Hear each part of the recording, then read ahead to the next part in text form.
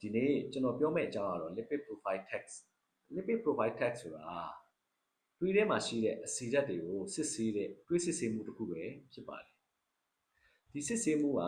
နှလုံးရောဂါလေဖြတ်ရောဂါနဲ့သွေးကြောပိတ်ရောဂါတွေဖြစ်နိုင်ခြေကိုကြိုတင်သိနိုင်မှုအရေးကြီးပါတယ်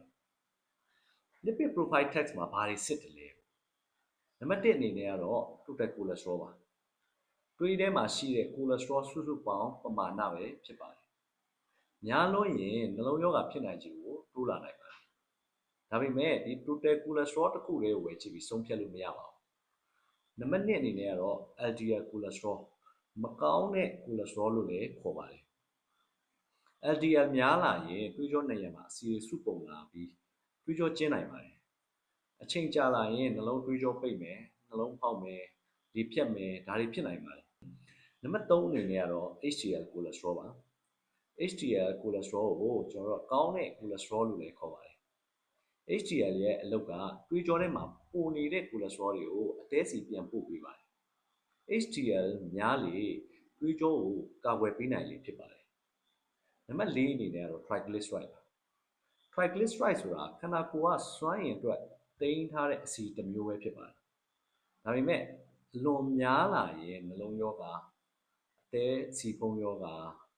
မုန့်ကြိုအိတ်ရောင်တာတို့ဒါတွေဖြစ်နိုင်ပါတယ်ဒါဆိုရင်ကောင်းတဲ့အဆီနဲ့မကောင်းတဲ့အဆီပါကွာတယ်ကောင်းတဲ့အဆီဆိုတာကတော့ခန္ဓာကိုယ်အတွက်လိုအပ်တဲ့အဆီကိုပြောပါတယ်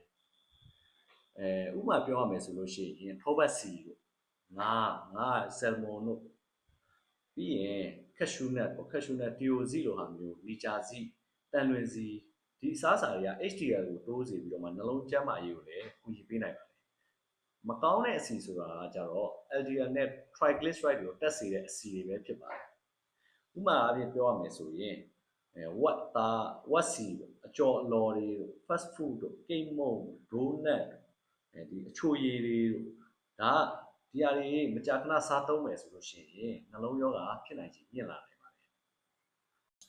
ဒါဆိုရင် lipid profile ကဘာဖြစ်လို့အရေးကြီးတာလဲသွေးထဲမှာ cholesterol တက်နေတာများတော့အဖြစ်လက္ခဏာမပြတတ်ပါဘူးလူတော်တော်များများကနေကောင်းတယ်လို့ထင်နေတဲ့အချိန်မှာသွေးကြောတွေကတဖြည်းဖြည်းပိတ်လာနိုင်ပါတယ်